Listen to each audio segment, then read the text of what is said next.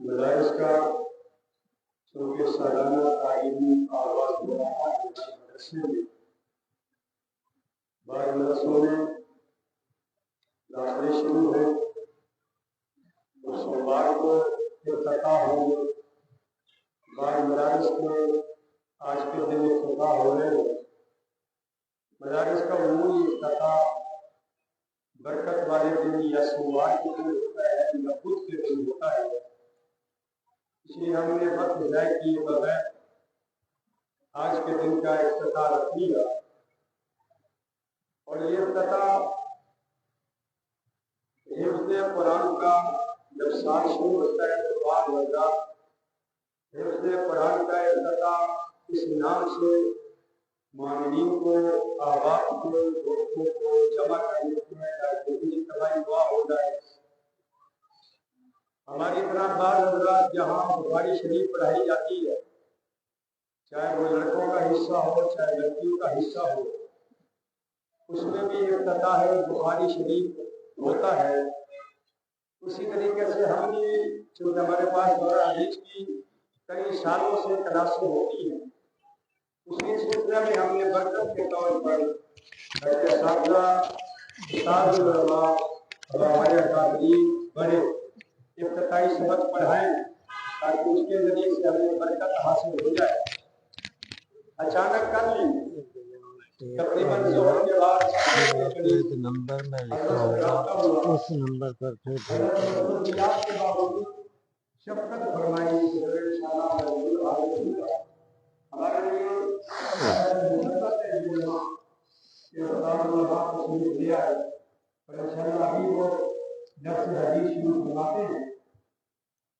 آپ کے ابتداء میں الحمدللہ ثم الحمدللہ سال ہر سال کو شعبہ بازار کے اندر کتب کا سلسلہ شروع ہے۔ 4 سال کورس تھا، تب بھی یہاں بخاری شریف پڑھائی جاتی تھی۔ اب 6 سال کورس ہو گیا ہے، تب بھی الحمدللہ کئی سالوں سے دورہ حدیث کی کلاسوں کا ضرور ہے۔ یہ 6 سالہ کورس ہے۔ ہم احباب کو مشورہ دیتے ہیں کہ ہاں بچیوں کے لیے وقت ہو، گھر بٹھانے کی بجائے وہ تفسیر قرآن پاک، احادیث رسول اللہ، یہ علوم پڑھائیں۔ جن کے پاس 6 سال وقت نہیں ہے، 2 سالہ کورس ہے دراسات دینیہ، وہ 2 سالہ کورس ہے۔ ان 2 سالوں میں پورے قرآن پاک کی تفسیر، یعنی پہلے سال میں 15 پارے، دوسرے سال میں 15 پارے، اس طرح پورے قرآن پاک کی تفسیر 2 سال میں پڑھائی جاتی ہے۔ دراسات دینیہ یعنی 4 کورس ہے۔ اسی طریقے سے احادیث رسول اللہ بھی پڑھائی جاتی ہے۔ فقہ کے مسائل، فقہ کی کتابیں، یہ ضروری 2 سالوں کے اندر یہ بھی پڑھائی جاتی ہے۔ اس لیے جن احباب کے پاس بچوں کے لیے زیادہ وقت ہو، وہ 2 سالہ کورس پڑھائے گھر اٹھانے کی بجائے، جن کے پاس زیادہ وقت ہے وہ 6 سالہ کورس پڑھائے۔ انشاءاللہ العزیز اس طرح گھر کے اندر دین آئے گا۔ دین پڑھنے سے، سمجھانے سے گھر کے اندر دینی ماحول بنے گا۔ دینی ماحول بنے گا تو نماز، روزہ، حج، زکات، فرائض، واجبات، حلال حرام کے احکامات کو پتہ چلے گا، انشاءاللہ پیدا ہوگا۔ اور بحیثیت مسلمان کے علوم کو پڑھنا، ان علوم کو سمجھنا ہماری اپنی ذمہ داری بنتی ہے۔ اس لیے ہم نے باوجود مشکل حالات کے الحمدللہ یہ سلسلہ جاری رکھا ہوا ہے۔ آپ نے بھی درخواست کی ہے کیونکہ ہمارا بچیوں کی طرف پورا سٹاف خواتین کا ہے۔ بچیاں رہائشی بھی گرد و نواز سے خیر پور حاصل کو دیوان کو علاقے سے بچیاں الحمدللہ 80-90 کے قریب بچیاں بھی رہتی ہیں الحمدللہ ان کے ساتھ دکانیاں رہتی ہیں کھانا مدرسے پڑتا ہے باہر ہوا جاتا ہے تو میں عرض کروں گا کہ اپنے آباد کو درخواست کریں کہ اپنے بچوں کو دینی تعلیم کے ضرورت سے آراستہ کریں بچوں کو بنیاد ہماری اسلام ہے ہمیں یہ سمجھنا چاہیے اللہ تبارک و تعالیٰ عبادت کو وہی دن پوری رات کو رشتے کے آئے استاد محمد رسول اللہ میں ان کی خدمت سے درخواست کروں گا کہ اللہ کے حبیب ہاں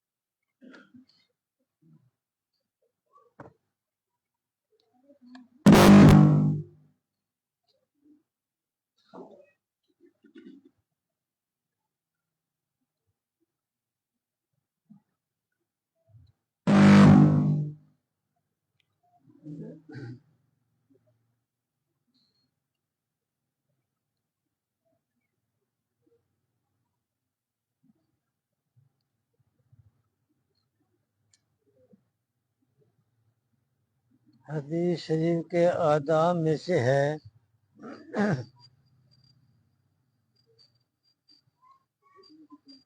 حدیث شریف کے آداب میں سے ہے کہ سب شرکاء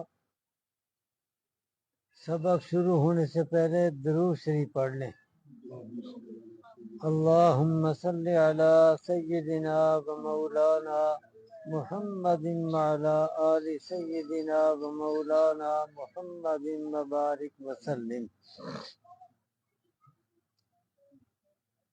اور ہمارے اساتذہ کرام کا طریقہ چلا رہا ہے کہ جب وہ سبق کا آغاز فرماتے تو بڑی ایک اہم دعا ہے خود بھی دعا کرتے اور طلباء سے بھی وہ دعا کراتے تو ہم پہلے وہ دعا کر دیں دعائیہ کلمات میں کہوں گا تو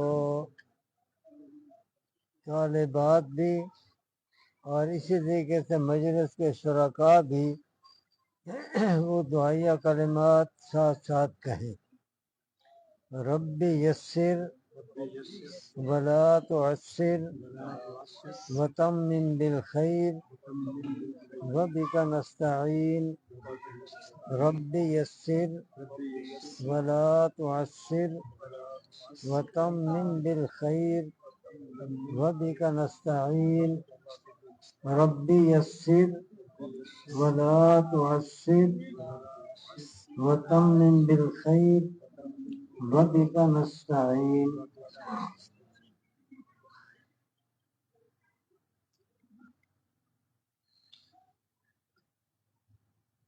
باب کیف کان بدء الوحی بسم اللہ الرحمن الرحیم باب کیف کان بدء الوحی الی رسول اللہ صلی اللہ علیہ وسلم وقول اللہ عز وجل انا اوحینا الیک کما اوحینا الی نوح والنبیین من بعدہ وبالسند المتصل منا إلى أمير المؤمنين في الحديث محمد بن إسماعيل البخاري رحمه الله تعالى قال حدثنا الحميدي قال حدثنا سفيان قال حدثنا يحيى بن سعيد الأنصاري قال أخبرني محمد بن إبراهيم التيمي إنه سمع علقمة بن وقاص الليثي يقول سمعت عمر بن الخطاب رضي الله تعالى عنه على المنبر يقول سمعت رسول اللہ صلی اللہ علیہ وسلم یقول انما الاعمال بالنیات وانما لامرئ ما نوى فمن كانت هجرته الى دنیا يصيبها او الى امرأة ينكحها فهجرته الى ما هاجر اليه. مبارک ہو مجامعہ کے ہمارے محترم بھائی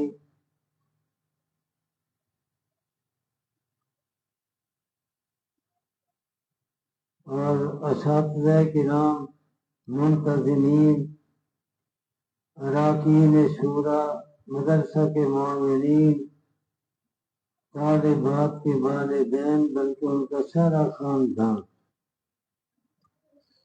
کہ اللہ تعالیٰ نے ہماری ان بیٹیوں کو صحیح بخاری شریف اور اسی طرح حدیث پاک کی دیگر کتب، صحیح مسلم شریف، جامع ترمذی، سنن ابی داؤد، سنن نسائی، سنن ابن ماجہ، شمائل ترمذی، حدیث پاک کی ان کتابوں کے پڑھنے کی اللہ تعالیٰ نے ان کو سعادت نصیب کی. آج یہ صحیح بخاری شریف کا پہلا سبق ہے جس سے ابتدا ہو رہی ہے. دعا پہلے بھی کی اور اب بھی دعا ہے کہ اللہ تعالیٰ صحت و عافیت کے ساتھ طالبات کو پڑھنے کی اور معلمات معلمین حضرات کو صحت و عافیت کے ساتھ پڑھنے کی، سمجھنے کی اور عمل کرنے کی توفیق نصیب فرمائے. صحیح بخاری شریف کی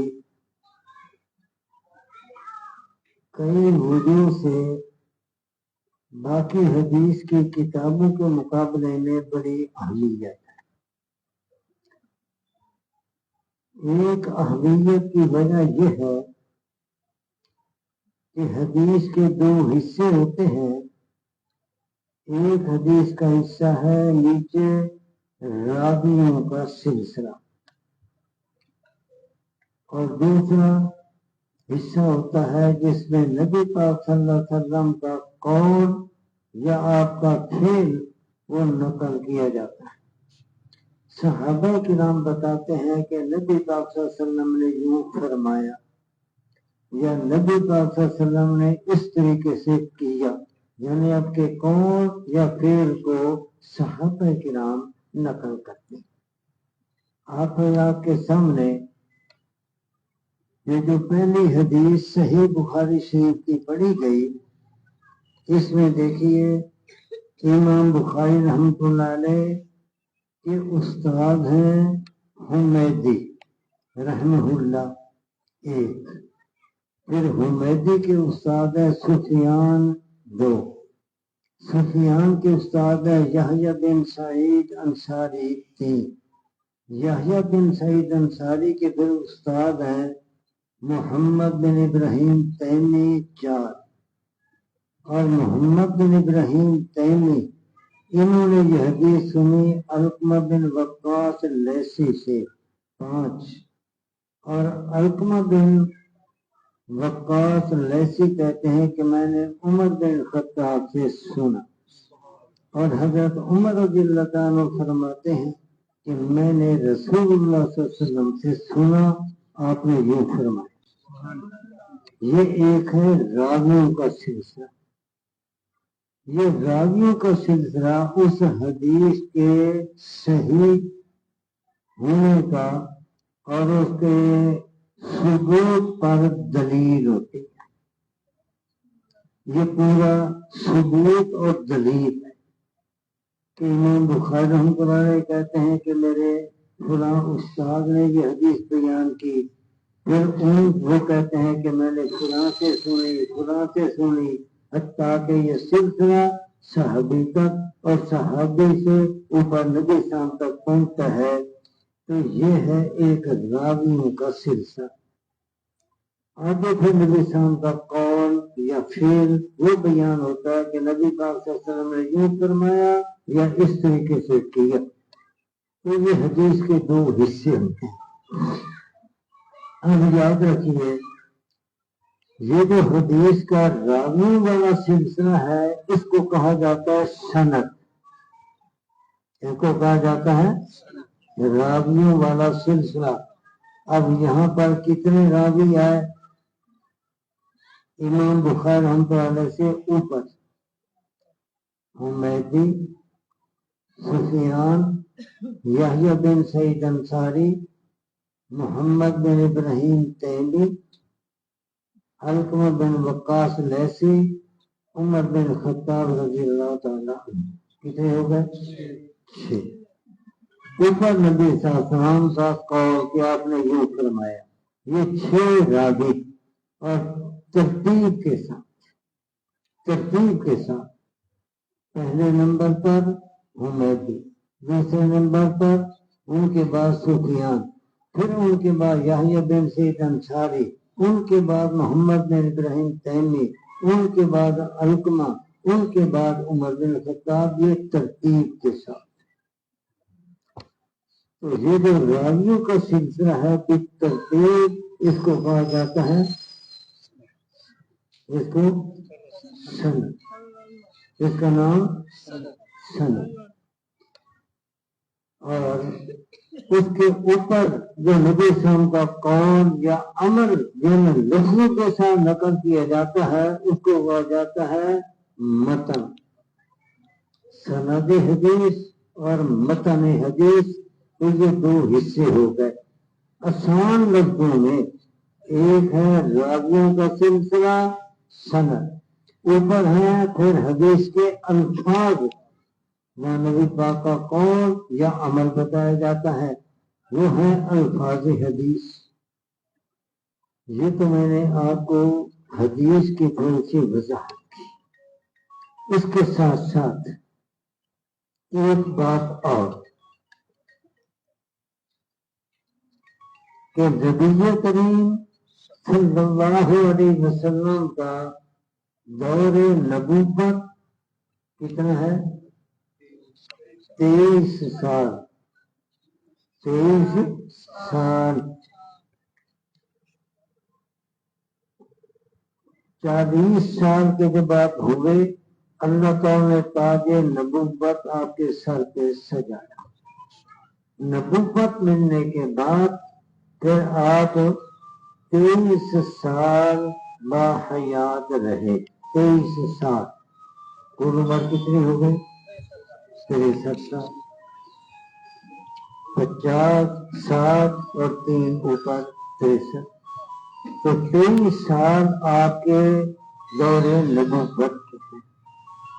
آپ کا یہ جو دور نبوت کے 23 سال ہیں ان 23 سالوں میں آپ کا ہر قول وہ بھی حدیث، آپ کا ہر فعل ہر عمل وہ بھی حدیث. اور صحابہ کرام رضی اللہ تعالیٰ اجمعین نے نبی کریم صلی اللہ علیہ وسلم کے 23 سالہ دور نبوت کے اقوال اور آپ کے افعال ان کو محفوظ کیا. ہم جیسے کوئی اپنی قیمتی چیزیں محفوظ کرتے ہیں تو صحابہ کرام رضی اللہ تعالیٰ اجمعین نے پیارے آقا صلی اللہ علیہ وسلم کے 23 سالہ دور نبوت کے ہر قول کو اور آپ کے ہر فعل کو انہوں نے محفوظ کیا. نیچے راویوں کا سلسلہ چلتا چلتا صحابی تک پہنچتا ہے. صحابی بتاتے ہیں کہ نبی سامنے یوں فرمایا، نبی پاک صلی اللہ علیہ وسلم نے یوں کیا. اور یہ صحابی ہی بتا سکتے ہیں جنہوں نے نبی السلام کی باتیں اپنے کانوں سے سنی. چہرہ انور کی زیارت بھی کی، چہرہ انور کی زیارت بھی کی اور کرتے رہے اور آپ کی باتیں بھی سنتے رہے اور محفوظ کرتے رہے. آپ جو عمل کرتے تھے تو صحابہ کرام آپ کا عمل اپنی آنکھوں سے دیکھتے تھے. اور اس کو محفوظ کرتے تھے۔ آقا صلی اللہ علیہ وسلم نے صحابہ کرام رضی اللہ تعالیٰ عنہ اجمعین کو کہہ رکھا تھا کہ جب میں نماز پڑھاؤں تو یہ میری نصیحت یاد رکھ لو، لے یلنی منکم اولو الاحلام والنہی، کہ تم میں جو بڑے لوگ ہیں اور عقل مند ہیں وہ میرے قریب کھڑے، بچے پیچھے، عورتیں وہ بھی پیچھے، جو بڑے اور عقل مند وہ میرے قریب کھڑے ہیں۔ کیوں؟ اس لیے کہ قریب کھڑے ہوں تاکہ میرے عمل کا مشاہدہ کریں، اپنی آنکھوں سے دیکھ لیں، اس لیے کہ میرے بعد میرے قول و عمل کے ترجمان میرے صحابہ۔ تو آپ نے اپنے ترجمان یہ تیار کیے اپنے قول و فعل کے، اس لیے صحابہ کرام یہ بتاتے ہیں کہ نبی صلی اللہ علیہ وسلم نے یوں فرمایا، نبی پاک صلی اللہ علیہ وسلم نے یوں کیا۔ یہ کون بتائیں گے؟ صحابہ کرام رضی اللہ عنہ اجمعین، جنہوں نے اپنے کانوں سے آپ کے الفاظ مبارک سنے، آپ کے افعال مبارکہ کو دیکھا، وہی بتا سکتے ہیں۔ تو یہ ریکارڈ انہوں نے محفوظ کیا 23 سالہ دور نبوت۔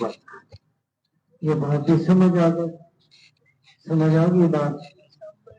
اب ایک اور بات میں عرض کرتا ہوں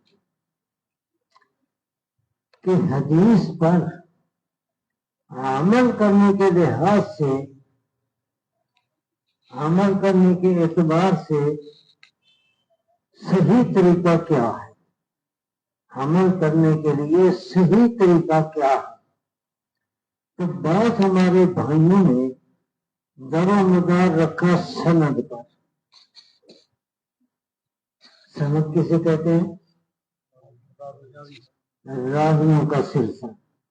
تو بعض نے در و مدار رکھا سند پر کہ سند کے اندر جتنے راوی آئے ہر راوی کی تحقیق کی جائے، پہلا راوی کیسا، دوسرا کیسا، تیسرا کیسا، چوتھا کیسا۔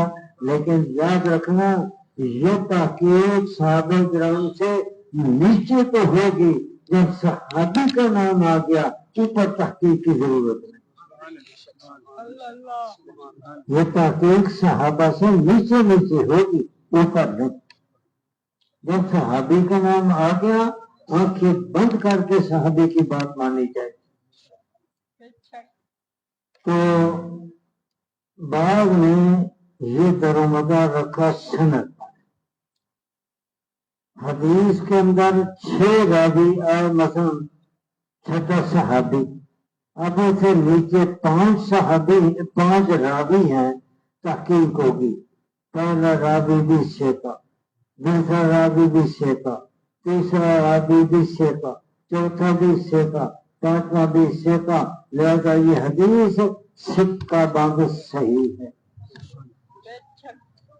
اور اگر ان 5 راویوں میں سے کوئی ایک راوی بھی کمزور درجے کا ہوا، اتنا قابل اعتماد نہیں، تو پھر ایک راوی بھی درمیان نظر آ جائے تو سند ضعیف۔ جب سند ضعیف تو کہہ دیتے ہیں محدثین حضرات کہ یہ حدیث ضعیف ہے، یہ حدیث ضعیف ہے۔ تو سند کو دیکھ کر وہ فیصلہ کرتے ہیں محدثین حضرات کہ یہ حدیث صحیح ہے، یہ حدیث ضعیف ہے۔ اگر سارے راوی میں ہیں تو ثقہ قابل اعتماد، سند صحیح، حدیث صحیح۔ اور اگر ایک راوی بھی درمیان کا اگر کمزور آ جائے تو پھر وہ سند بھی ضعیف، حدیث بھی ضعیف۔ جیسے زنجیری ہے، درمیان میں ایک کنڈا بھی کمزور ہو جائے تو وہ زنجیر کمزور، تو ایک راوی بھی درمیان میں آ جائے آدمی کا یہ جسم ہے، اس کے اندر کتنے اعضاء ہیں، کتنے اعضاء ہیں، ایک بھی اگر بیمار ہو جائے تو کہا جاتا ہے کہ یہ آدمی بیمار ہے۔ باقی ٹھیک ہے، آنکھیں خراب ہو گئی تو یہ بیمار ہے۔ کیا بیماری؟ آنکھیں خراب۔ پیٹ خراب ہو گیا، یہ آدمی بیمار۔ کیا؟ یہ پیٹ خراب۔ تو جیسے یہ بیمار ہو جاتا ہے ایک عضو کے بیمار ہونے سے، تو اسی طریقے سے سند کے اندر بھی کئی راوی ہیں، ایک راوی بھی اگر اس کے اندر کمزور آ جائے تو سمجھو کہ وہ سند ضعیف اور وہ حدیث ضعیف۔ ایک تو ہے یہ طریقہ کہ سند کو دیکھو کہ سند صحیح ہے تو عمل کر لیا جائے، سند ضعیف ہے تو پھر عمل نہ کیا جائے۔ تو بعض محدثین حضرات کو کیا، بعض لوگوں نے، بعض علماء نے سند کو معیار بنا۔ یہ بات سمجھ آ گئی؟ سمجھ آ گئی؟ یہ سند کو دیکھو، سند کو دیکھو، سند کو دیکھو، سند صحیح عمل کر، آنکھیں بند کر کے آنکھیں عمل کر لیں۔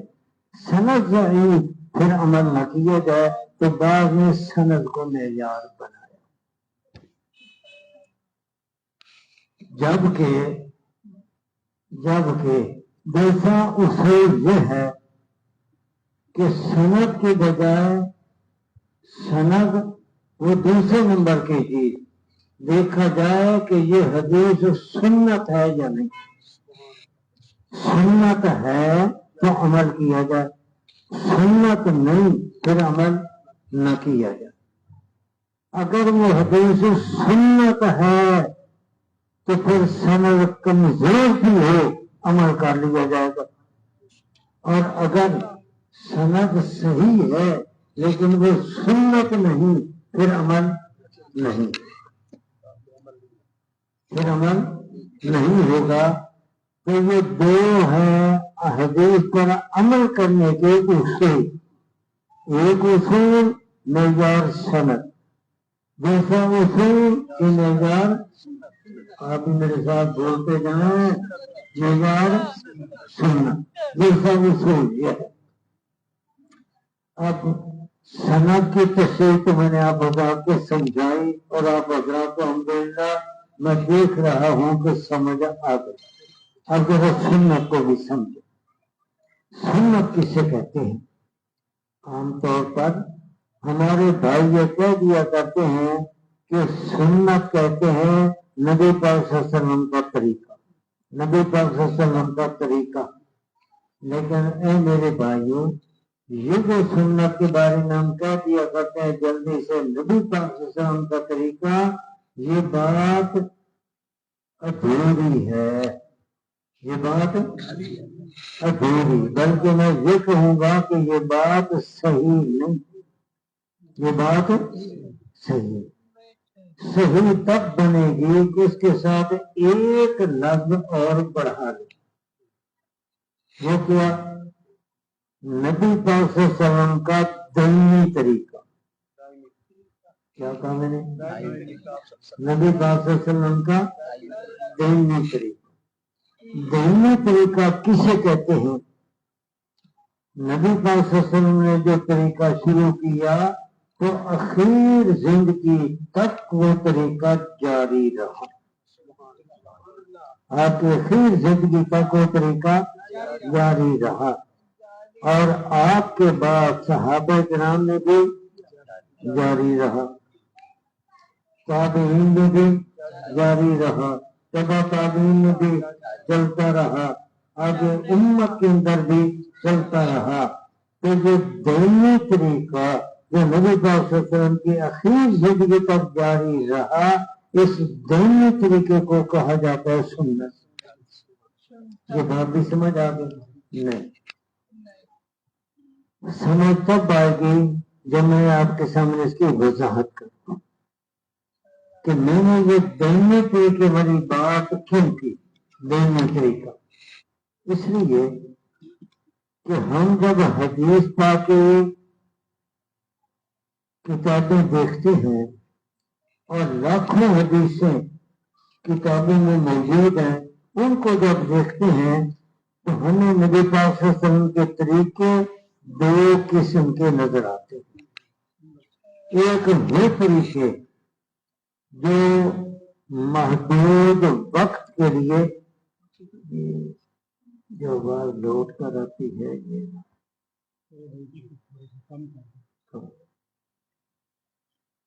ایک وہ طریقے جو محدود وقت تک ان پر عمل ہوا، کچھ عرصے تک عمل ہوا، پھر وہ طریقے خود نبی اسلام نے بھی چھوڑ دیے، خلفائے راشدین نے بھی چھوڑ دیے، باقی صحابہ کرام نے بھی چھوڑ دیے۔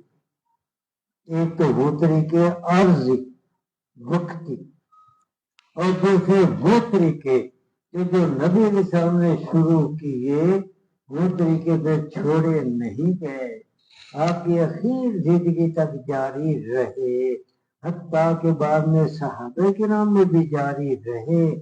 یہ ہے دینی طریقے۔ اب عمل کرنے کے لیے دیکھا جائے گا کہ یہ طریقہ عارضی تھا، یہ دینی طریقہ تھا۔ آپ بھی سمجھتے ہیں کہ جو عارضی طریقہ تھا کچھ وقت کے لیے اور پھر چھوڑ دیا گیا، نبی پاک صلی اللہ علیہ وسلم نے چھوڑ دیا، صحابہ کرام نے بھی چھوڑ دیا۔ اب آپ بتائیں ہمیں چھوڑ دینا چاہیے یا اس پر عمل کرنا چاہیے؟ ہمیں بھی چھوڑ دینا چاہیے۔ اس طریقے کو خود ہمارے آقا نے چھوڑ دیا، صحابہ کرام نے چھوڑ دیا، تو ہمیں بھی وہ طریقہ چھوڑ دینا چاہیے۔ اور اگر ہم وہ طریقہ نہ چھوڑے جبکہ نبی پاک صلی اللہ علیہ وسلم نے وہ چھوڑ دیا، آپ بتائیں یہ فرما برداری ہوگی یا نافرمانی؟ فرما برداری نافرمانی؟ نافرمانی کہ نبی پاک صلی اللہ علیہ وسلم نے ایک طریقہ چھوڑ دیا اور ہم کہیں کہ نہیں ہم نہیں چھوڑتے، ہم یہ کریں گے، ہم یہ کریں گے، تو یہ فرما برداری نہیں بلکہ یہ نافرمانی ہے۔ اور سنت سے نبی پاک کی فرما برداری ہوتی ہے یا نافرمانی؟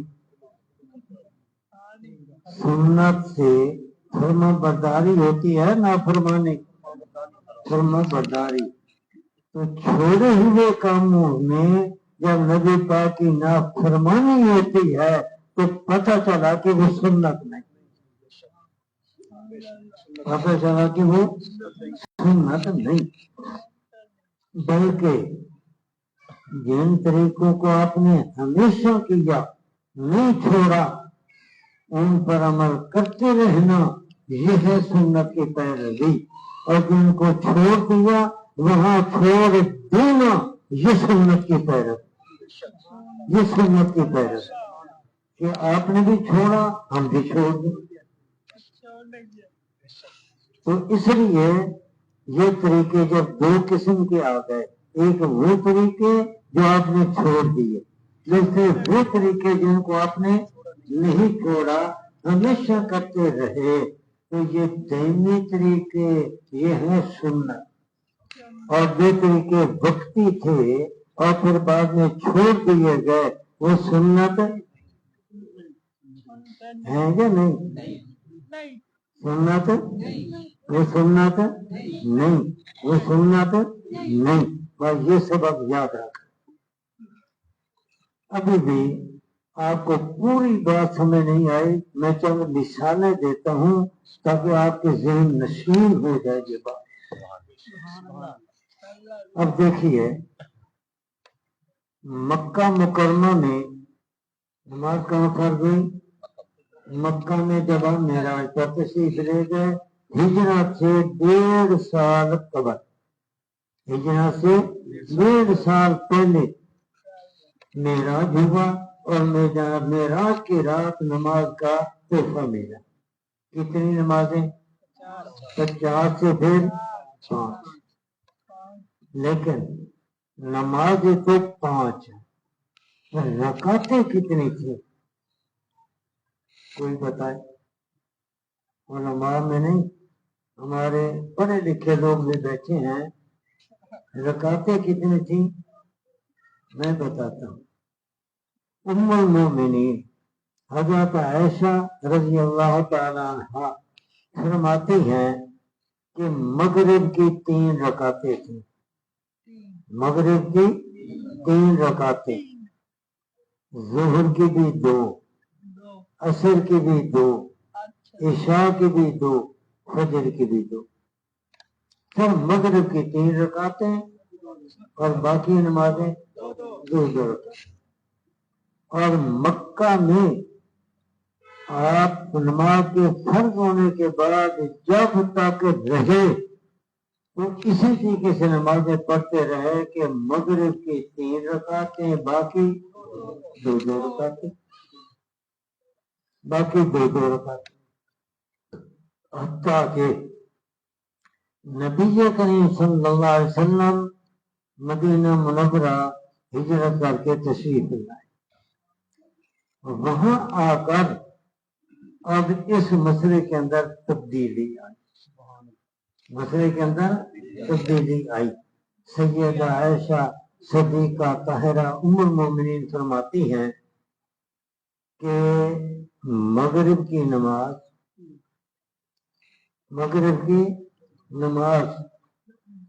وہ تو سفر حضر میں اسی طریقے سے باقی رکھی گئی جیسے پہلے تھی. سفر میں بھی حضر میں بھی، یعنی اقامت کی حالت میں بھی.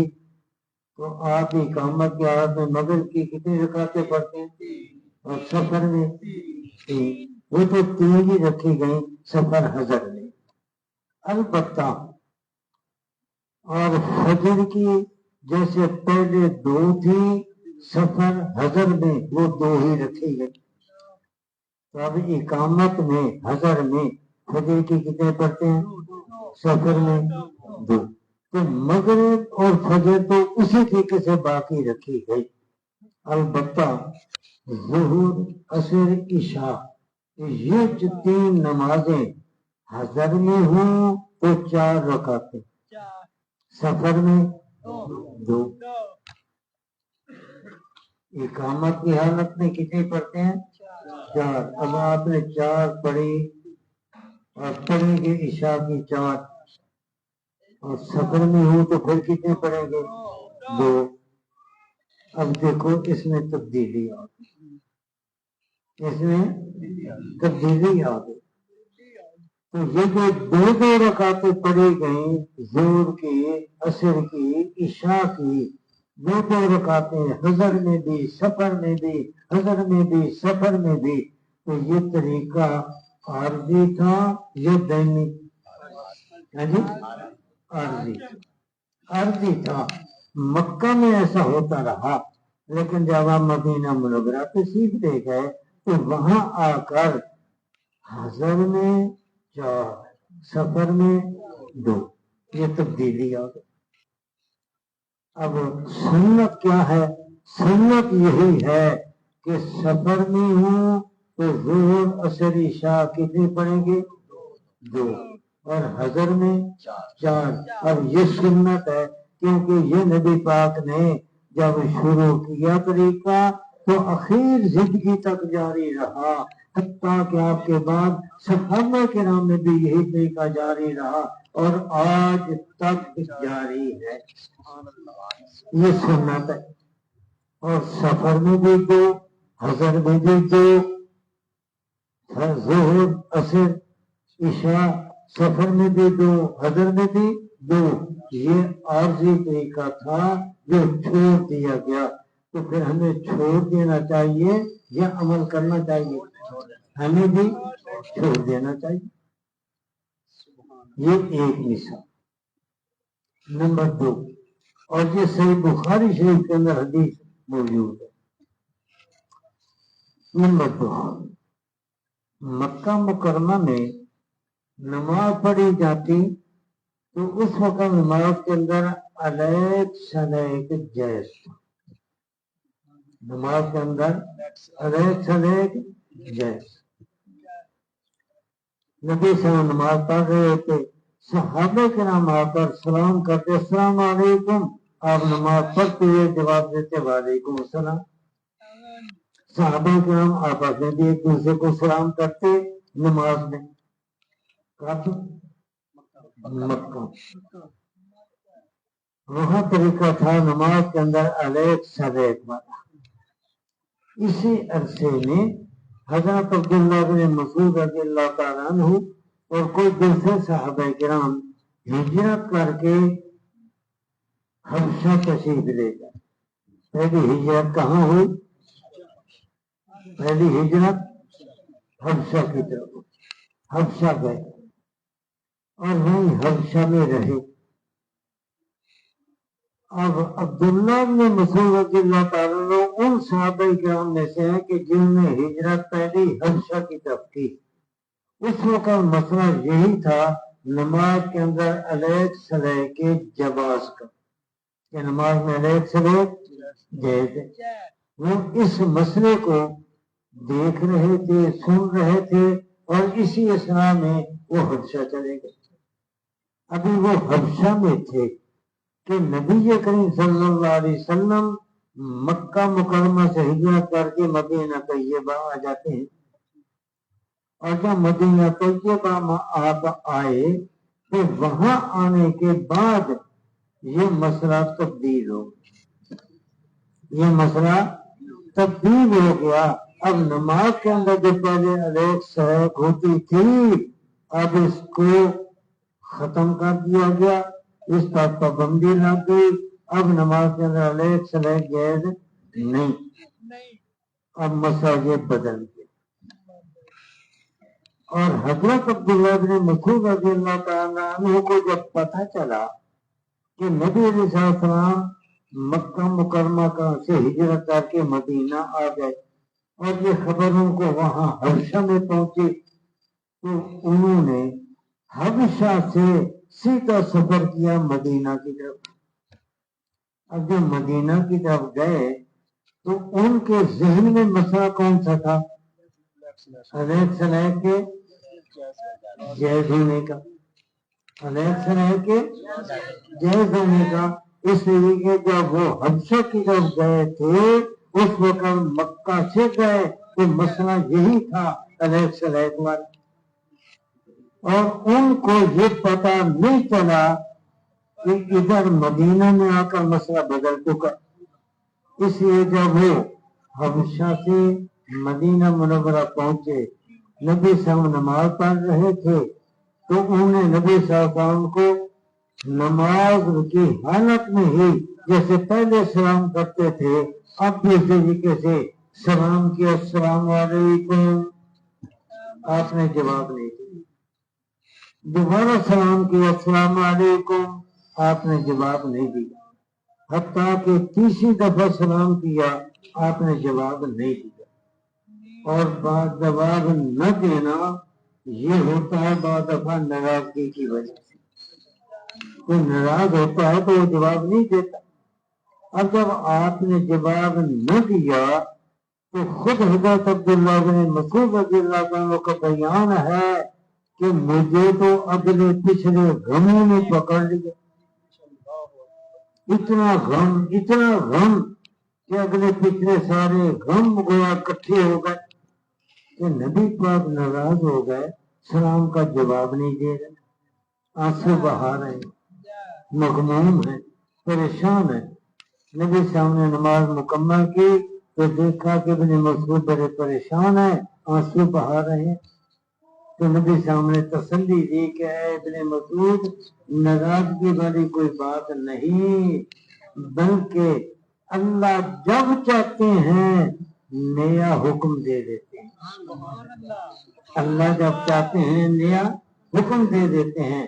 پہلے حکم تھا علیق سلیق کے جواز کا، اب اللہ کی طرف سے حکم یہ آیا ہے انما الصلاۃ قراءت القرآن و تکبیر و تسبیح کہ نماز میں صرف یا قراءت قرآن ہو یا تکبیر یا تسبیح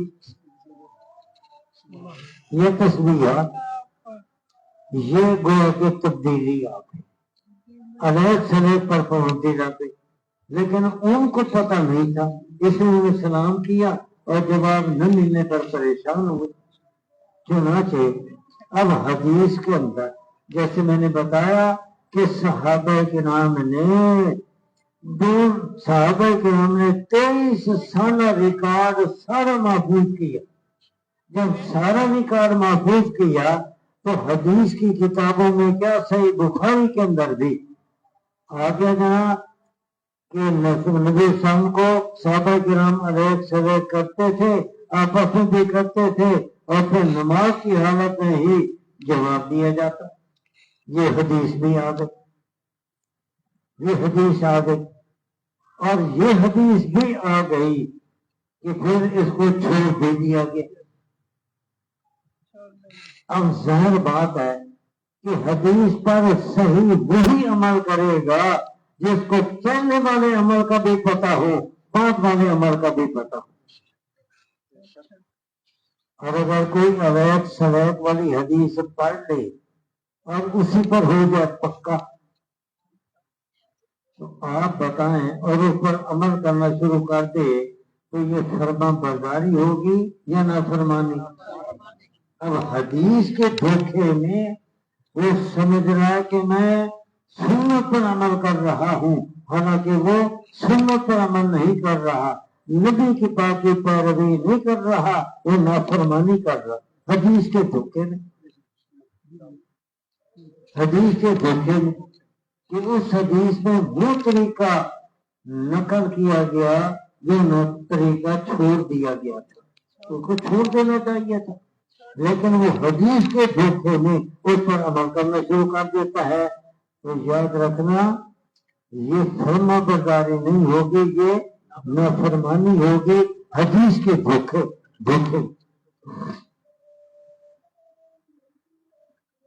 اسی طریقے سے حالانکہ سند کے لحاظ سے یہ حدیث سے صحیح علیحدہ سلیب والی حدیث سند کے لحاظ سے صحیح، اسی طریقے سے 2 رکعتوں والی حدیث سند کے لحاظ سے صحیح ہے، لیکن صحیح ہونے کے باوجود عمل کرنا جائز نہیں۔ ایک اور مثال صحیح بخاری شریف میں کتاب طہارت میں امام بخاری رحمۃ اللہ علیہ نے ایک باب قائم کیا، باب ما یذکر فی الفخذین۔ یہ جو رانے ہیں اردو میں رانے کہتے ہیں، آپ اپنی زبان میں کیا کہتے ہیں؟ ہاں جی، پٹ جانتے ہو نا؟ سرے کی زبان سے ستنا، یہ بہاول پوری مظفر گڑھ والی ستھن، ہاں ستھن، اور ہم کہتے ہیں پٹ، اسی علاقے میں اردو میں کہتے ہیں رانے۔ اب وہاں پر حضرت انس رضی اللہ تعالیٰ عنہ کی ایک حدیث امام بخاری رحمۃ اللہ نے نقل کی، یعنی کہ حضرت انس رضی اللہ تعالیٰ عنہ کی جو نبی علیہ السلام کے خادم بنے اس وقت سے جب ان کی عمر 10 سال کی تھی، آپ کے خادم بنے، اور پھر آپ کی اخیر زندگی تک آپ کے خادم ہی رہے۔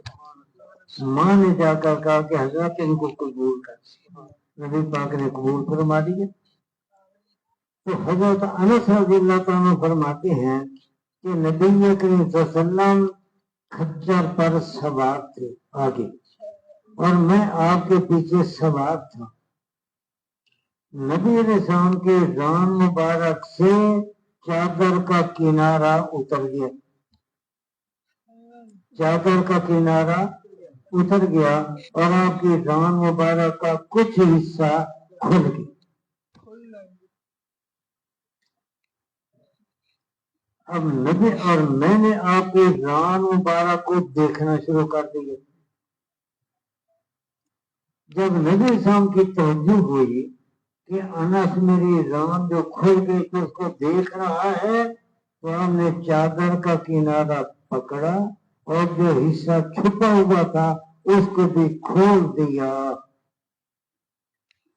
ران کے حصے کو بھی جو چھپا ہوا تھا اس کو بھی کھول دیا. اب یہ حدیث صحیح بخاری شریف کے اندر بیان ہوئی. اور دوسری حدیث حضرت جرحت رضی اللہ تعالیٰ عنہ کی ہے, اور وہ کہتے ہیں کہ نبی پاک نے فرمایا الفخذ عورۃ. الفخذ عربی میں فخذ کہتے ہیں یہ ران کو پٹ. الفخذ عورۃ کہ یہ جو ران ہے یہ چھپانے کا حصہ, چھپانے والا حصہ ہے, یہ ستر ہے. اور حضرت علی رضی اللہ تعالیٰ کو بھی سامنے فرمایا تھا کہ علی نہ تو کسی کی ران کو دیکھ نہ تیری ران کو کوئی اور دیکھ. اب ایک حدیث میں تو آ گیا کہ آپ نے ران کا حصہ جو چھپا ہوا تھا وہ بھی کھول دیا, اور آپ کو پتہ چل گیا کہ انس دیکھ رہے ہیں اس لیے آپ نے وہ حصہ بھی کھول دیا. اور ادھر آپ فرما رہے ہیں کہ الفاخذ عورۃ کہ یہ ران ستر ہے, وہ حصہ ہے جس کو چھپایا جائے گا. حضرت علی رضی اللہ عنہ کو حکم دیا کہ نہ تو کسی کی ران کو دیکھ نہ کوئی تیری ران کو دیکھے, وہ تو چھپا. یہ حدیث بھی آ گئی. دونوں حدیثیں نقل کر کے امام بخاری رحمۃ نے فیصلہ کیا دیا. امام بخاری رحمۃ نے فیصلہ دیا کہ حدیث انس اسند, حدیث انس اسند کہ انس رضی اللہ تعالیٰ والی حدیث ران کو کھلا کرنے والی سند کے لحاظ سے یہ قوی, سند کے لحاظ سے یہ مضبوط, سند کے لحاظ سے یہ زیادہ صحیح. لیکن کہتے ہیں وہ حدیث جرحت احوط, لیکن جو جرحت کی حدیث ہے عمل کرنے کے لحاظ سے زیادہ احتیاط اس میں ہے, یعنی رانوں کے چھپانے. اب دیکھو امام بخاری نے بھی فیصلہ بتا دیا کہ انس کی حدیث ران کھلی کرنے والی سند کے لحاظ سے وہ قوی ہے, لیکن عمل اس پر نہیں ہوگا, عمل ہوگا جرحت کی حدیث پر. اگرچہ وہ سند کے لحاظ سے کمزور ہیں لیکن عمل اسی پر ہوگا. کیوں؟ اس لیے کہ آپ نے ران مبارک کو جو کھولا یہ اس وقت کا مسئلہ ہے جبکہ ران کے ستر ہونے کا حکم نہیں دیا. ران کے ستر ہونے کا حکم نہیں دیا تھا, یہ واقعہ اس وقت کا ہے. اور بعد میں پھر ران کے ستر ہونے کا حکم آپ نے دے دیا اور اس کو ستر قرار دے دیا. لہذا پہلے والا عمل وہ چھوٹ گیا, پہلے والا طریقہ چھوٹ گیا, اب اس پر عمل نہیں ہوگا. اب ران کو کھلا کرنا یہ نبی پاک کا عمل ہے لیکن یہ سنت نہیں. نبی پاک کا طریقہ ہے کہ آپ نے ایسا کیا لیکن یہ سنت نہیں. کیوں؟ یہ وقتی تھا, عارضی تھا جس کو چھوڑ دیا گیا. اور جو آپ نے رانوں کو ستر قرار دیا اور چھپانے کا حکم دیا اور دیکھنے سے منع فرمایا, یہ حکم دینی ہے, یہ حکم دینی ہے اور یہ بات والا ہے. لہذا یہ سنت ہے. تو سنت جس کو وہ قرار دے رہے ہیں وہ حدیث ضعیف ہے, لیکن کیونکہ یہ بات والا دینی طریقہ ہے یہ سنت ہے. انس کا طریقہ جس حدیث میں انس رضی اللہ تعالیٰ نے طریقہ بیان کیا ران کے کھولنے کا, سند کے لحاظ سے بھلے وہ کبھی ہے لیکن وہ سنت نہیں ہے, اس لیے اس پر عمل نہیں ہوگا. تو پتہ چلا کہ عمل کا در مدار سند پر आप बताएं, अमल का गुरुमदार समय पर नहीं, किस पर है? सुन्नत। अमल का गुरुमदार किस पर है? सुन्नत। एक दफा मुल्तान में मेरा मुनाजरा हुआ। एक अब्दुर्रहमान शहीन साहब वहां पर आलिम है, उनके साथ मसला था ये कि नमाज के अंदर रुकू से पहले, रुकू के बाद रफ़े दैन हो या न हो, इस पर मुनाजरा हुआ। जब इस पर मुनाजरा शुरू हुआ तो मैंने जरा तवज्जो से ये बात समझने की कोशिश करना। मैंने शाहीन साहब को कहा कि शाहीन साहब, आप दोनों तरफ से फारे गए, हदीसें रफ़े दैन करने की भी हैं और रफ़े दैन न करने की भी हैं। हदीसें दोनों तरह की हैं, लेकिन आप दोनों तरफ से फारे। आप लोगों का अमल न रफ़े दैन वाली हदीसों पर है, न तर्क रफ़ा वाली हदीसों पर। दोनों तरफ से आप फारे। वो कहने लगे कि नहीं, हम तो रफ़े दैन करते हैं। मैंने कहा इसके बावजूद तुम फारिग हो, उन हदीसों पर तुम्हारा अमल नहीं। वो कहने लगे कि मैं अभी 2 रकातें पर तुम रफ़े दैन के साथ। मैंने कहा 2 नहीं तो बेशक 10 पर 2, फिर भी मैं यही कहूंगा कि तुम्हारा रफ़े दैन वाली हदीस पर अमल नहीं। अब वो कहेगी है, मैं कहता हूँ नहीं। एक डॉक्टर साहब थे जिनकी वजह से वो मुनाजरा हुआ, वो भी मौजूद थे।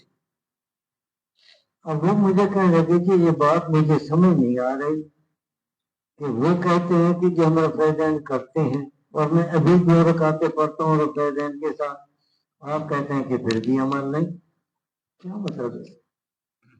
मैंने कहा अभी आपको बात समझ आ जाएगी। मैंने डॉक्टर साहब को कहा कि आप ये बताएं कि 4 रकातों में रुकू कितनी है? आप लोगों ने बताएं। 4 रकातों में रुकू कितने हैं? 4। और सजदे कितने हैं? 8। मेरे बच्चों को अच्छा समझदार है भाई। अल्लाह के दीन ईमान में बरकत अता फरमाए। सजदे कितने हैं? 8। रुकू से पहले भी रफ़े दैन, रुकू के बाद भी रफ़े दैन, तो 4 रकातों में रुकू के रफ़े दैन कितने हो गए? शाबाश, 8 हो गए। रुकू से पहले, रुकू के बाद, फिर रुकू से पहले, फिर रुकू के बाद, फिर रुकू से पहले, रुकू के बाद, फिर रुकू से पहले, रुकू के बाद। 4 रुकू तो रफ़े दैन 8। और 4 रकातों में सजदे कितने आते हैं? 8। सजदे से पहले भी रफ़े दैन, सजदे के बाद भी रफ़े दैन। 8 दूनी 16, 8 दूनी 16, 8 सजदे है ना, तो सजदे से पहले भी सजदे के बाद भी कितने हो गए? 16। तो मैंने कहा शाहीन साहब, हम 8 रफ़े दैन नहीं करते तो तुम कहते ये हदीस के मिलते रहे, हदीस का पर अमल नहीं करते। तुम 16 रफ़े दैन नहीं करते, तुम्हारा हदीस पर अमल कैसे? तुम 16 नहीं करते तो तुम्हारा हदीस पर अमल कैसे? अब शाहीन साहब तो जरा नीचे मुंह करके बैठे। अब डॉक्टर से मैंने कहा कि सजदे के रफ़े दैन की भी हदीसें हैं? मैंने कहा है, मैं हदीस सुनाता हूँ। अब मैंने सजदे वाली रफ़े दैन की हदीसें पढ़नी शुरू कर, और साथ साथ एक फतावा उलमाए हदीस, उसके मैंने उसका हवाला पेश किया कि उसमें खुद हदीस लोगों का फतवा है कि सजदे में रफ़े दैन करना, सजदे से पहले, सजदे के बाद ये रफ़े दैन करना, یہ بھی سنت ہے. اس کا جو انکار کرتا ہے یا وہ جاہل ہے یا وہ جتی ہے. ایک بات کریں. اچھا اب 4 رکعتوں میں رفع دین کتنے ہو گئے؟ 8 اور 16. 8 اور 16 کتنے ہو گئے؟ ہاں جی 24. 8 اور 16 24. میں نے کہا شہین صاحب کریں گے تو 8 کریں گے تو رفع دین پر تو عمل تب ہوگا نا کہ یہ 24 مرتبہ کریں. یہ 8 مرتبہ کہا کہ کہتے ہیں کہ ہمارا حدیث پر عمل ہے. حدیث پر تو تم عمل ہوگا کہ 24 دفعہ کریں. 16 رفع دین سجدے والی بھی کریں. اب میں نے نسائی شریف کھولی, یہ سیاستہ میں سے ہے تو اس میں انہیں سجدے سے پہلے والا رفع دین اور سجدے کے بعد والا رفع دین اس کی حدیثیں نقل کی. تو میں نے شاہین صاحب کو کہا شاہین صاحب یہ دیکھو یہ دیکھو. اب شاہین صاحب فوراً کہتے ہیں کہ جی وہاں اگر رفع دین سجدے کے بعد کے رفع دین کی حدیثیں ہیں تو آگے ترک کا باب بھی تو ہے نا, ترک کا باب بھی ہے. اب میں نے کہا ڈاکٹر صاحب مسئلہ حل ہو گیا. اس حدیث سجدے والے رفع دین کی حدیثیں ہیں لیکن شاہین صاحب کہتے ہیں کہ آگے ترک والی حدیثیں بھی ہیں. میں نے کہا پتہ چل گیا کہ مسئلے کے اندر رفع دین کے مسئلے میں تبدیلی آئی ہے, تبدیلی آئی ہے. اور تبدیلی کا رخ کیا ہے؟ رفع دین کرنے سے نہ کرنے کی طرف. تبدیلی کا رخ کیا ہے؟ رفع دین کرنے سے نہ کرنے کی طرف. تو پہلے یہ 24 رفع دین ہوتے تھے لیکن پتہ یہ خود بتا رہے ہیں کہ سجدے والا ہوتا تھا اور پھر اس کو چھوڑ دیا گیا. اب میں نے رکوع والے رفع دین کا باب نکالا. میں نے کہا محترم اسی نسائی میں پہلے رفع دین اندر رکوع کا باب ہے اور اس کے بعد آگے ترک کا باب بھی لکھا ہوا, آگے ترک کا باب بھی ہے. تو آپ اس ترک کو مانتے ہیں, اس ترک کو کیوں نہیں مانتے؟ یہاں پر بھی ترک کا باب موجود ہے. پہلے رفع دین اندر رکوع وہ حدیث نقل کی, اس کے بعد ترک رفع کی حدیث آگے نقل کی. تو اگر اس ترک کو مانتے ہو اس کو بھی مانو, اور اگر اس کو نہیں مانتے پھر وہ بھی ختم. لہذا پھر رکوع رفع دین والا بھی کرو, سجدے والا بھی کرو. سمجھ آ گئی بات؟ ہمارے امام ابو حنیفہ رحمۃ اللہ علیہ انہوں نے حدیثوں پر عمل کرنے کا دارمدار سند پر نہیں رکھا, انہوں نے دارمدار رکھا سنت پر. انہوں نے دارمدار کس پر رکھا؟ سنت. اب جب سنت پر دارمدار رکھا تو سنت کا پتہ کیسے چلے گا؟ ہر بات میں آپ یاد رکھیں, سمجھانا میرا کام ہے, سمجھنا یاد رکھنا آپ کا کام ہے. سنت کا پتہ کیسے چلے؟ امام ابو حنیفہ رحمۃ اللہ علیہ یہ تابعی ہیں, یہ ہیں تابعی.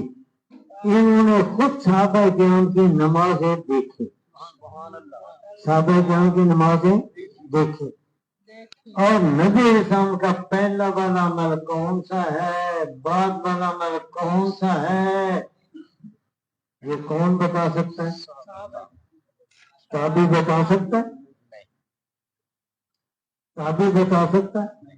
تابعی نے تو نبی پاک کو دیکھا ہی نہیں, یہ کون بتائیں گے؟ صحابہ کرام. تو ہمارے امام ابو حنیفہ رحمۃ اللہ علیہ نے سنت کے لیے سند کو معیار نہیں بنایا, انہوں نے معیار بنایا صحابہ کو. انہوں نے معیار بنایا صحابہ کو. حدیثیں آ گئی ایک مسئلے کے بارے میں مختلف قسم کی, اب کس پر عمل ہوگا؟ किस पर अमल नहीं होगा इसका पता चलेगा सहाबे किराम को देखने से।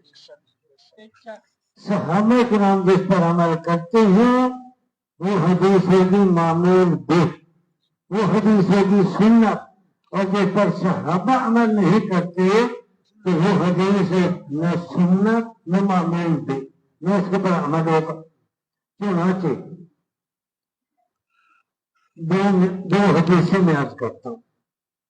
हजरत अब्दुल्ला बिन उमर रज़ियल्लाहु ताला अन्हु हदीस नकल करते हैं कि मैंने नबी सल्लल्लाहु अलैहि वसल्लम को देखा कि आप रुकू से पहले भी रफ़े दैन करते हैं, आपने पहले भी रफ़े दैन किया और रुकू के बाद भी आपने रफ़े दैन किया, मैंने आपको देखा। हदीस ये नकल करते हैं। लेकिन हजरत अब्दुल्ला बिन उमर रज़ियल्लाहु ताला अन्हु के शागिर्द हजरत मुजाहिद ताबई हैं, हजरत मुजाहिद ताबई हैं और जलील कदर ताबई हैं, मुहद्दिस हैं, मुफस्सिर हैं, फकीह हैं।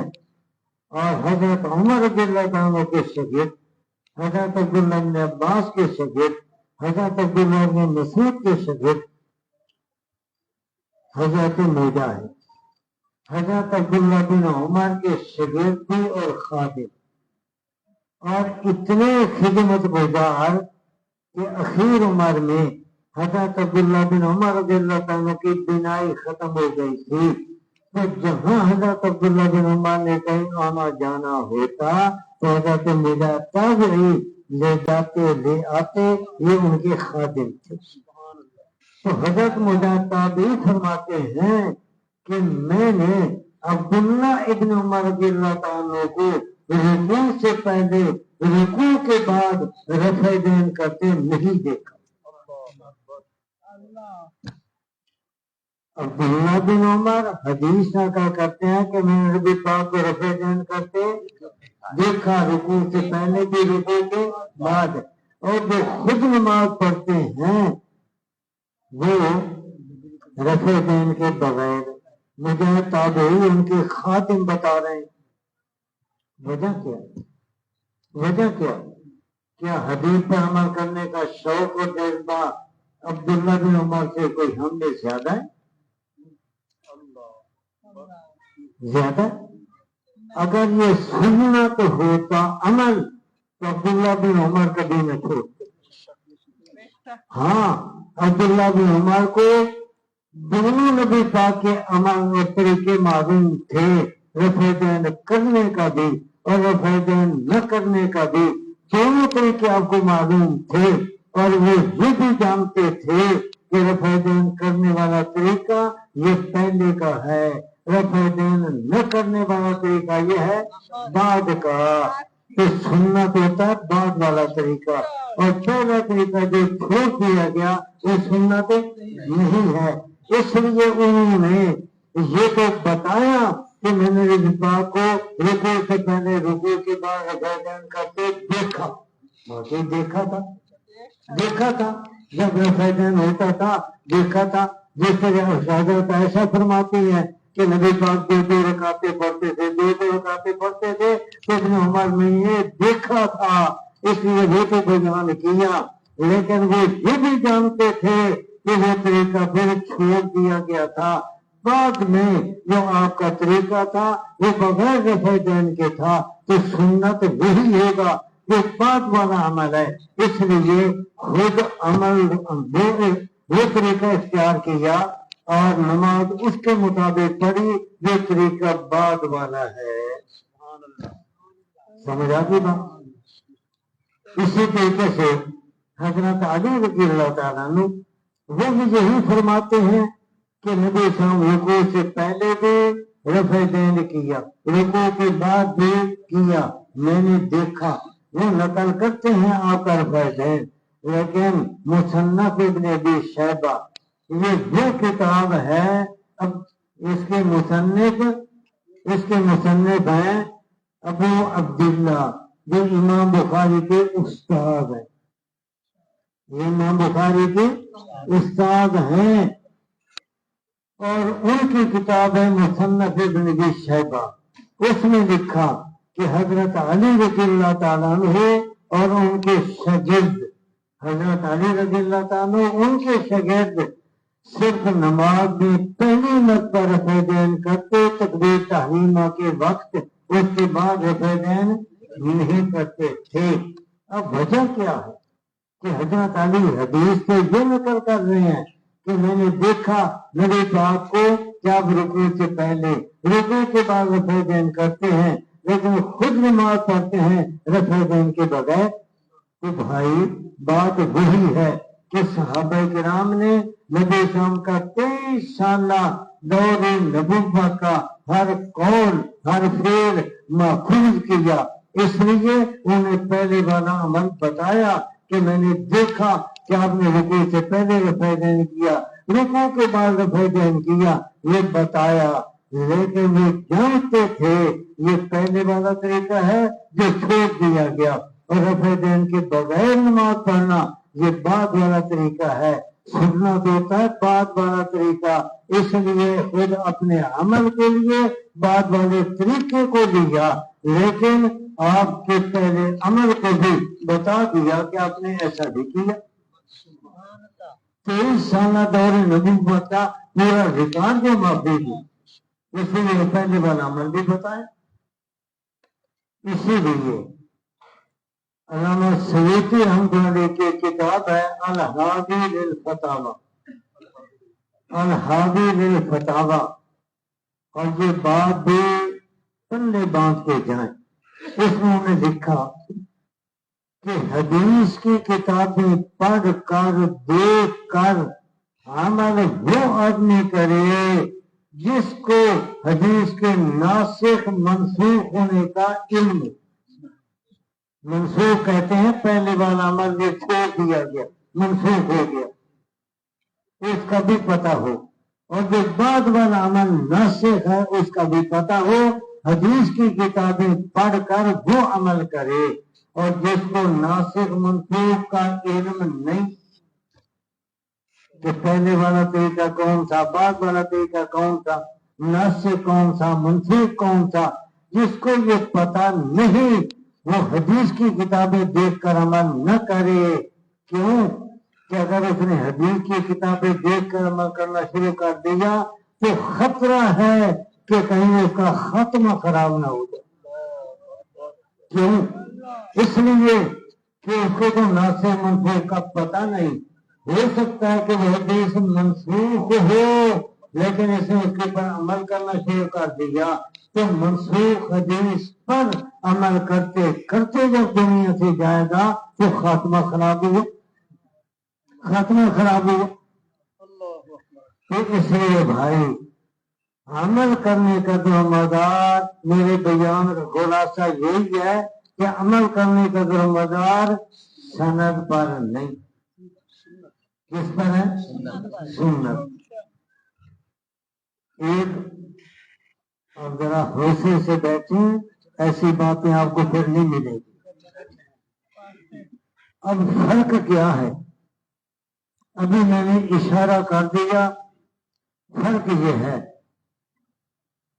کہ سند کے پر درمدار رکھا جائے تو سند کے صحیح ضعیف ہونے کا فیصلہ راویوں کے حالات کو دیکھ کر دیا جاتا ہے، راویوں کے حالات کو دیکھ کر فیصلہ کیا جاتا ہے، اور راویوں کے حالات یہ تاریخ سے لیے جاتے ہیں۔ یہ کہاں سے لیے جاتے ہیں؟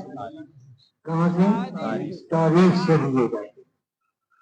اور ہمارے امام ابو حنیفہ رحمۃ اللہ علیہ وہ جو معلوم کرتے ہیں کہ یہ حدیث ناسخ ہے یا منسوخ ہے، یہ معمول بے ہے یا غیر معمول بے ہے، تو یہ اس کو کہاں سے لیتے ہیں؟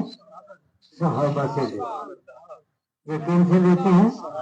صحابہ سے عام سے لیتے ہیں۔ پلیز خود قرآن حدیث میں غور کر کے وہ فیصلہ کرتے ہیں، قرآن میں غور کر کے، حدیث میں غور کر کے۔ افلا یتدبرون القرآن، قرآن میں تدبر نہیں کرتے، تو امام صاحب قرآن میں تدبر کر کے، حدیث میں تدبر کر کے، اور پھر اس کی بنیاد پر فیصلہ کرتے ہیں کہ کون سی حدیث ناسخ ہے، کون سی حدیث منسوخ ہے۔ چنانچہ اسی رفع دین کے مسئلے میں امام صاحب رحمۃ اللہ علیہ نے اس مسئلے میں بھی قرآن حدیث کے اندر غور کیا، تاریخی باتیں نہیں، جیسے محدثین راویوں کے حالات تاریخ سے لیتے ہیں، اور تاریخ کیسے لکھی جاتی ہے یہ ایک الگ موضوع ہے۔ امام صاحب نے ایک تو صحابہ کرام کو دیکھا، جیسے ابھی میں نے بتایا عبداللہ بن عمر اور حضرت علی رضی اللہ تعالیٰ۔ دوسرا انہوں نے خود قرآن کے اندر غور کیا، حدیث پاک کے اندر غور کیا۔ یہ ہے کہ قرآن کریم میں اللہ تعالیٰ نے حکم دیا قوموا للہ قانتین، ایسا کہ نہیں کہ نماز پڑھو سکون کے ساتھ۔ قرآن میں حکم ہے کہ نماز پڑھو سکون کے ساتھ، نماز کے اندر زیادہ حرکت نہ ہاتھ کی ہو نہ پاؤں کی ہو، یہ زیادہ حرکت نہ ہو۔ جب حرکت ہوگی سکون رہے گا، سکون تو ختم ہو گیا۔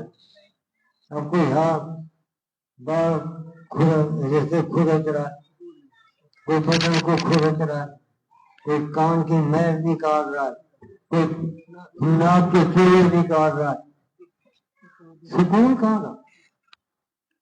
تو نماز پڑھو سکون کے ساتھ۔ اور ایک حدیث پاک کے اندر ہے کہ نبی کریم صلی اللہ علیہ وسلم مسجد میں تشریف لائے، صحابہ کرام نماز پڑھ رہے تھے، اپنی اپنی جیسے سنت نفل پڑھتے ہیں، وہ اپنی اپنی نماز پڑھ رہے ہیں۔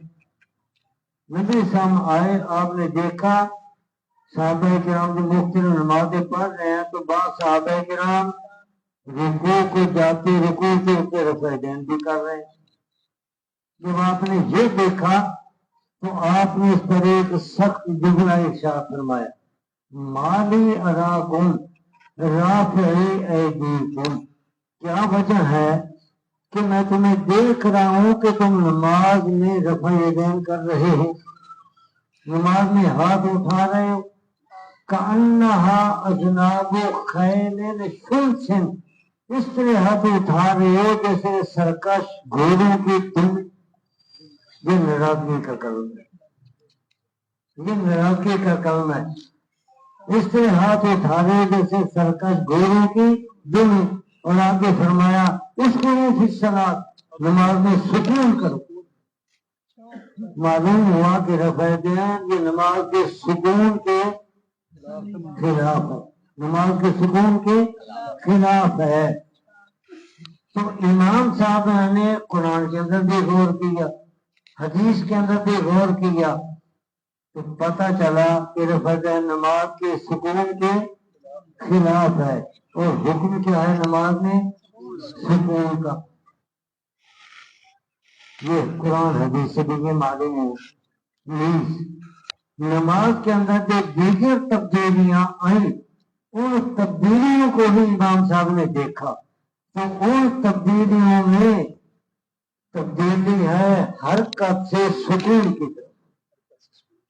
نماز کے اندر جو تبدیلیاں آئی ہیں وہ سکون سے حرکت کی طرف نہیں، بلکہ حرکت سے سکون کی طرف۔ مکہ مکرمہ میں الیک سلیک ہوتی تھی، یہ زبان کی حرکت، بعد میں الیک سلیک ختم کیا گیا، یہ سکون۔ مکہ مکرمہ میں نماز کے اندر دنیا جائز تھی، آپ چلنے سے نماز نہیں ٹوٹتی تھی، لیکن بعد میں نماز کے اندر چلنے سے منع کر دیا گیا۔ تو چلنا حرکت، نہ چلنا سکون، نہ چلنا سکون۔ اسی طریقے سے پہلے نماز کے اندر اوپر دیکھنا، نیچے دیکھنا، دائیں دیکھنا، بائیں دیکھنا، سامنے دیکھنا، پیچھے دیکھنا، ایک ادھر ادھر دیکھنا جائز تھا، یہ حرکت۔ بعد میں صرف یہ ہے آپ نے ادب بتایا، نماز میں ادب یہ ہے کہ جب آدمی کھڑا ہو اس کی نظر کہاں ہو؟ سجدے والی جگہ، رکوع میں جائے پاؤں کی طرف، سجدے میں جائے اپنی ناک کی طرف۔ تو یہ عدام بتائے گئے، حرکت سے روک دیا گیا، اور پہلے ادھر ادھر دیکھنا جائز تھا، لیکن اب نظر جما کر ایک ہی جگہ یہ نماز پڑھے اور نظر ادھر ادھر گھمانا یہ جائز نہیں۔ تو حرکت سے سکون کی طرف۔ اگر یہ بات سمجھ آ گئی ہے تو پھر یہ بھی سمجھ آ جانا چاہیے کہ یہ حرکت ہے اور اس کے بغیر نماز پڑھنا یہ سکون، یہ سکون۔ سجدے میں رفع دین، رکوع سے پہلے سجدے سے پہلے، سجدے کے بعد وہ حرکت، اور یہ سجدے سے پہلے سجدے کے بعد رفع دین نہ کرنا سکون۔ تو جیسے یہاں سکون ہے اسی طرح رکوع سے پہلے رکوع کے بعد کرنا یہ بھی حرکت ہے، اس لیے نبی شاہ نے فرمایا تھا اس کو بھی حصہ نماز میں سکون کرو۔ تو پتہ چلا نماز کے اندر تبدیلیاں ہوئی ہیں حرکت سے سکون کی طرف، حتیٰ کہ رفع دین کے اندر جو تبدیلی آئی سجدے والے رفع دین میں تو حرکت سے سکون کی طرف۔ تو اسی طریقے سے رکوع میں بھی جب رفع دین کرنے کی حدیثیں بھی ہیں، رفع دین کے ترک کی حدیثیں بھی ہیں، تو اس سے پتہ چلا کہ یہاں پر بھی تبدیلی حرکت سے سکون کی طرف، حرکت سے سکون کی طرف۔ ایک صاحب کہنے لگے کہ اچھا جی پھر آپ لوگ رفع دین عید کی نماز میں کیوں کرتے ہیں؟ وہاں سکون کی ضرورت نہیں ہے، وطر میں آپ رفع دین کیوں کرتے ہیں؟ میں نے کہا کہ اس کا جواب بھی ہمارے امام صاحب نے اور ہمارے ائمہ نے دیا ہے اور قرآن سے دیا۔ قرآن کریم میں ہے اقیم الصلاۃ لذکری، نماز کو قائم کرو میرے ذکر کے لیے، نماز کو قائم کرو میرے ذکر کے لیے۔ تو نماز کا جو اصل مقصد ہے وہ ہے اللہ کا ذکر، اقیم الصلاۃ لذکری۔ رفع دین دو طرح کا ہے، ایک رفع دین وہ جو ذکر کے ساتھ ہے، اور ایک رفع دین وہ ہے جو ذکر کے بغیر۔ آپ نماز عید آپ نے بھی پڑھی، عید الفطر، اگر آپ کو طریقہ یاد ہے تو امام نے اللہ اکبر کہا، شروع میں آپ اب بھی نماز میں ہاتھ اٹھاتے ہیں، زبان سے کیا کہتے ہیں؟ اللہ اکبر۔ اس رفع دین کا ذکر ہے یا نہیں؟ کون سا ذکر؟ اللہ اکبر۔ نماز عید اس میں آپ نے ثنا پڑھ لی، ثنا کے بعد پھر کتنی تکبیریں کہیں؟ تین۔ نام یہی ہے تکبیریں، تین تکبیریں۔ تو آپ نے کہا اللہ اکبر، اللہ اکبر، اللہ اکبر۔ رفع دین بھی ہے ساتھ ذکر بھی ہے۔ پھر اسی طریقے سے دوسری رکعت میں امام نے قرات کر لی، تو قرات کے بعد رکوع کی طرف جانے سے پہلے آپ نے پھر کہا اللہ اکبر، اللہ اکبر، اللہ اکبر۔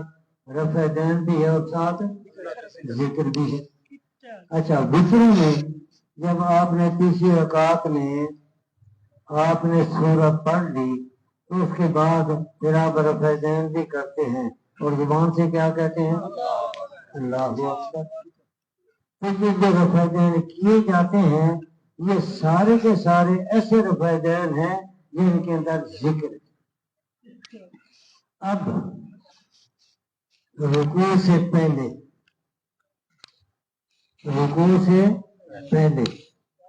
رکوع کی طرف جانے لگے تو رکوع سے پہلے اللہ اکبر،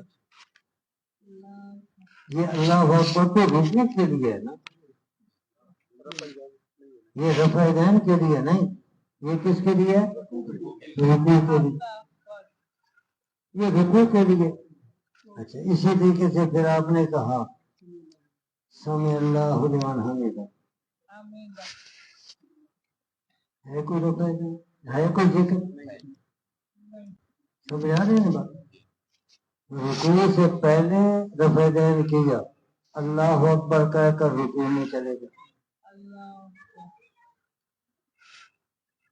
اور رکوع کے بعد رکوع میں سے سمع اللہ لمن حمدہ یہ ذکر، کھڑے ہو گئے، یہ رفع دین کی ہے کوئی ذکر؟ اور نماز کس کے لیے؟ ذکر کے لیے، لہذا جو رفع دین ذکر کے ساتھ ہے، رفع دین بھی ذکر بھی، اس کا تو نماز کے ساتھ جوڑ ہے، اس کا نماز کے ساتھ جوڑ ہے کہ نماز بھی ذکر کے لیے اور جو رفع دین کیے جاتے ہیں ان کے ساتھ بھی ذکر ہے۔ لیکن رکوع سے پہلے رکوع کے بعد یہ صرف رفع دین حرکت ہے لیکن ذکر ساتھ نہیں ہے، اس کا نماز کی حقیقت کے ساتھ جوڑ ہی کوئی سمجھا بھی نا۔ اس لیے بھائی جس تحقیق تک امام ابو حنیفہ پہنچے ہیں اس تک کوئی نہیں پہنچ سکتا۔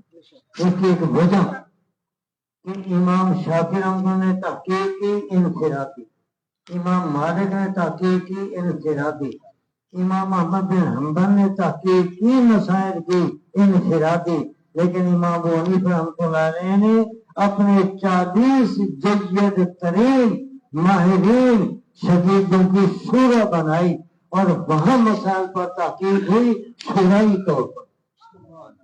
اس لیے جو ان کی تحقیق کا معیار ہے باقیوں کی تحقیق کا وہ معیار نہیں۔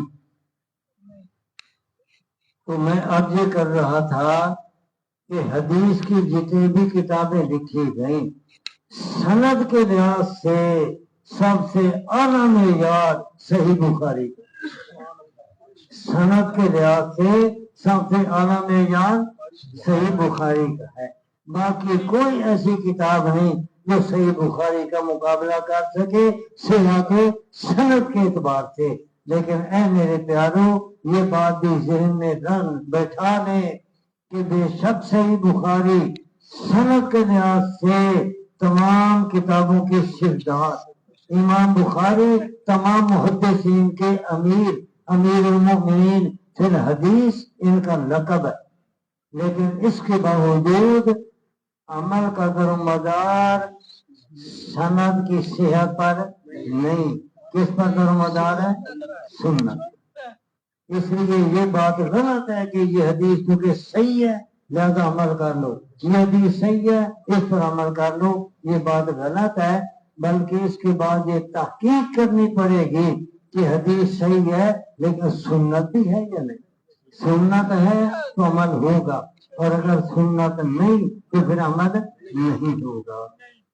وآخر دعوانا الحمدللہ رب العالمین۔ الحمدللہ رب العالمین والصلاة والسلام علی سید المرسلین محمد وعلی آلہ وصحبہ۔